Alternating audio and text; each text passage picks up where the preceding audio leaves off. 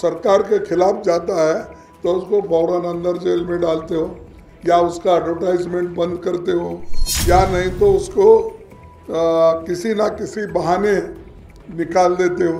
ये तो चल रहा है, देख रहे हैं हम। तो ये उसी लिए तो हम ये बोल रहे हैं ना, मोदी जी बोलते कैसे हैं और चलते कैसे हैं।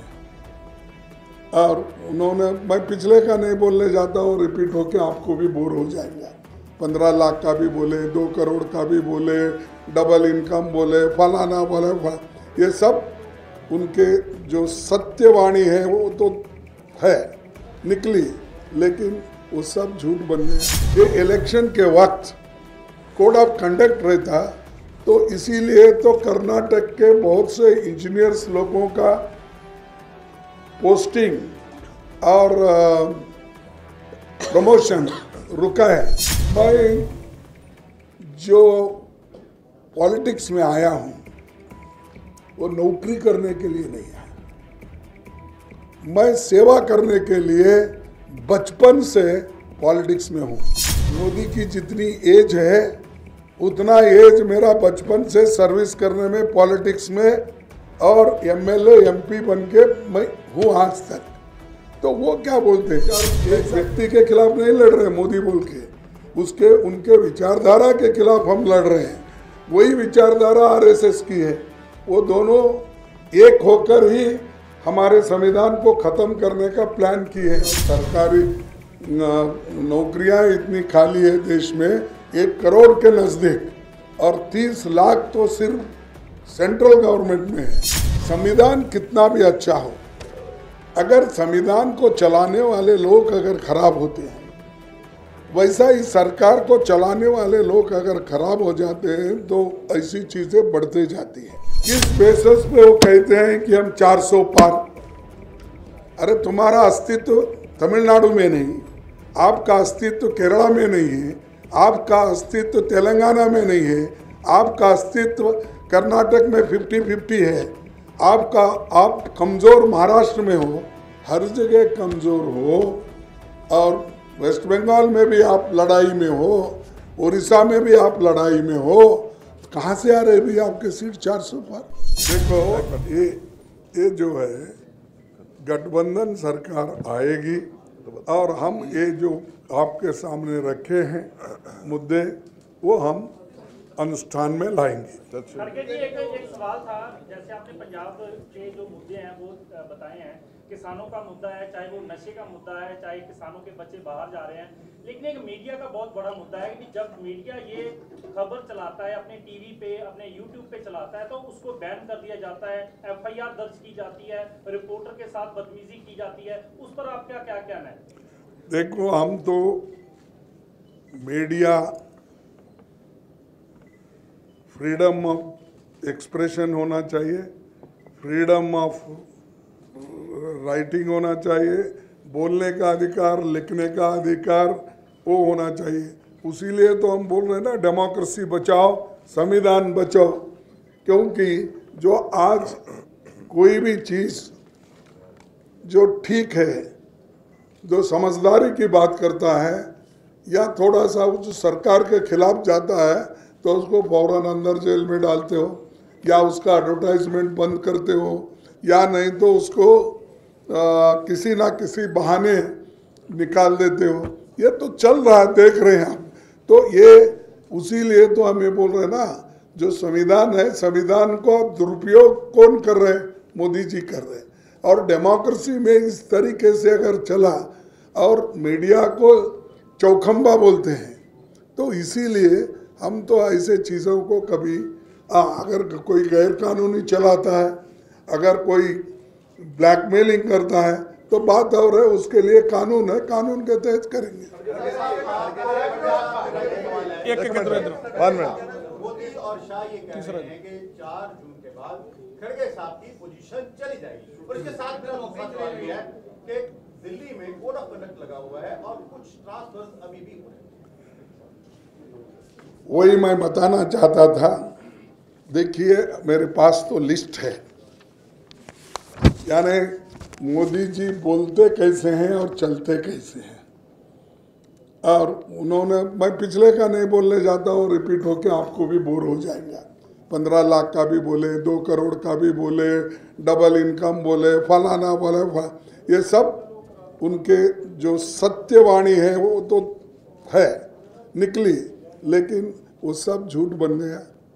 अभी भी जब आपके बात पर मैं सहमत हूँ, देखिए IAS ऑफिसर 27 तारीख आज कल, तो 27/5/2024 कोड ऑफ कंडक्ट है। 26 ऑफिसर्स को उन्होंने ये अपना ट्रांसफ़र किया और वो जहाँ पोस्ट है उन पोस्टों के लिए उन्होंने मेंशन किया कि ये इक्वलेंट पोस्ट कहाँ है, यूपी में किधर उधर इधर, जहाँ उनको the appointments of the committee of the cabinet has approved the empanelment of the IAS officers for hold. तो कोई फेवर नहीं करना, ये इलेक्शन के वक्त कोड ऑफ कंडक्ट रहता, तो इसीलिए तो कर्नाटक के बहुत से इंजीनियर्स लोगों का पोस्टिंग और प्रमोशन रुका है। और ये हमारी सरकार यहाँ की कानून से चलने वाली, संविधान के तहत चलने वाली और CEC यानी इलेक्शन कमीशन के डायरेक्शन पर चलने वाली ये काम की है। नहीं सुनो, और एक उन्होंने ये भी ऑर्डर निकाला, वो भी अपॉइंटमेंट्स कमेटी का, कैबिनेट का, वो 5 लोगों का है, ये भी कल ऑर्डर निकला गया। और तीसरा जो सेक्रेटरी डिपार्टमेंट डिफेंस रिसर्च, इसका भी एक्सटेंशन हुआ। ये सारी चीज़ें नहीं वो तो उन्हें तो ये चीज़ें तो उन्होंने कर रहे हैं। अब मोदी जी को नहीं, शाह साहब को फिक्र है ज़्यादा मेरी तो, अरे ठहरो, शाह साहब आज देखा, मैं भी पेपर में पढ़ा कि वो बोल रहे हैं कि खरगे साहब की नौकरी चले जाएंगी 4 तारीख के बाद, यही ना। मैं जो पॉलिटिक्स में आया हूँ वो नौकरी करने के लिए नहीं आया, मैं सेवा करने के लिए बचपन से पॉलिटिक्स में हूँ। मोदी की जितनी एज है उतना एज मेरा बचपन से सर्विस करने में, पॉलिटिक्स में, और MLA MP बन के मैं हूँ आज तक। तो वो क्या बोलते, कैसा भी है उनका जॉब खाली होने वाला है, मेरा जॉब चले जा रहा ना, ठीक बोल रहे वो, मेरा जाने वाला है और उनका खाली होने वाला है, तो वो सब जॉब्स हमको मिलेंगे, फिर उसमें देखेंगे। हमें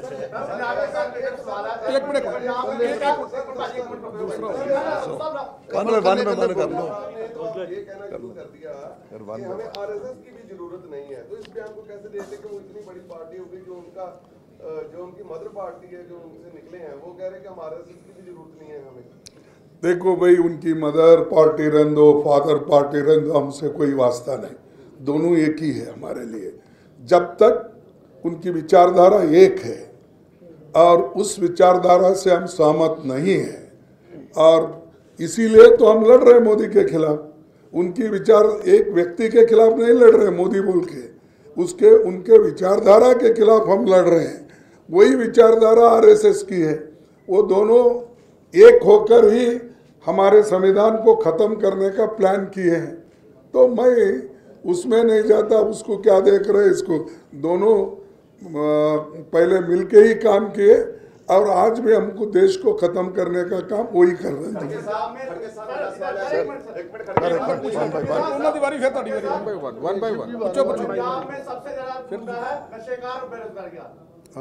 आपकी सरकार आती है, इस पे काम किया जाएगा, क्योंकि पहले भी कई सरकारों ने किसी ने काम नहीं किया नशे पे और बेरोजगारी। आज नौजवान बेरोजगार फिर रहे हैं, किसी को नौकरी नहीं मिल रही, बेरोजगार लोग फिर रहे हैं बेरोजगारी के लिए। अरे हम तो ये बोल रहे हैं ना साहब, बेरोजगारी का हमने पहले ही बताया कि इस देश में बेरोजगारी बढ़ रही है और सरकारी नौकरियां इतनी खाली है देश में 1 करोड़ के नज़दीक, और 30 लाख तो सिर्फ सेंट्रल गवर्नमेंट में है। ये बैकलॉग वैकेंसीज भी हम फिलअप करने के लिए हम गठबंधन की सरकार आई तो बराबर ये करेंगे। एक और दूसरा, आपने कहा, मैं पहले ही जिक्र किया उसका, नशेबंदी का, इसका। देखिए, ये है संविधान कितना भी अच्छा हो, अगर संविधान को चलाने वाले लोग अगर खराब होते हैं, वैसा ही सरकार को चलाने वाले लोग अगर खराब हो जाते हैं तो ऐसी चीज़ें बढ़ते जाती हैं। संविधान अगर कितना भी खराब हो, अगर अच्छे लोग उसको है मिले तो अच्छा होता है। तो ये बाबा साहब अम्बेडकर ने कहा, वो बात मैं आपके सामने रख रहा हूँ। लेकिन हमको ज़रूर, आप बोले जैसा, युवाओं को इससे बचाना है और इसके लिए हमको डट के मुकाबला करना है। हम जरूर करेंगे इसके बारे में। को दबाया जा रहा है, जहां की जो पंजाब गवर्नमेंट है उन्होंने सबसे बड़ी अखबार अजीत न्यूज़पेपर के खिलाफ मुकदमा दर्ज करवा दिया है, जो चीफ संपादक साहब है हमारे। नहीं, देखिए, मैं तो सारे जगह फिर रहा हूँ, मैं जो देख रहा हूँ तो सरकार जहाँ जहाँ मीडिया को दबाती है, और कई बार मीडिया भी, जो मीडिया के जो घराने हैं, बड़े बड़े अमीर कॉरपोरेट, उनके खिलौने भी हैं। छोटे मोटे पेपर तो अलग, सब टीवी, अब एक टीवी अगर आप देखेंगे 17 टीवी चैनल के मालिक है एक ही, और सब मिला के देश में 4-5 लोग 100 टीवी के 100 चैनल से ऊपर खरीदे हैं। तो वो अपने व्यू देने वाले, अपने सबको दबाने वाले इंडिपेंडेंट जो है टीवीज, और ये उसको तो ये लोग चाहते नहीं उनके व्यूज़ को। तो इसलिए मेरा कहना ये है कि जब तक अच्छी बात को अच्छी नहीं कहेंगे और बुरी बात को बुरी नहीं कहेंगे, तब तक ये ऐसा लोग दबाते रहेंगे।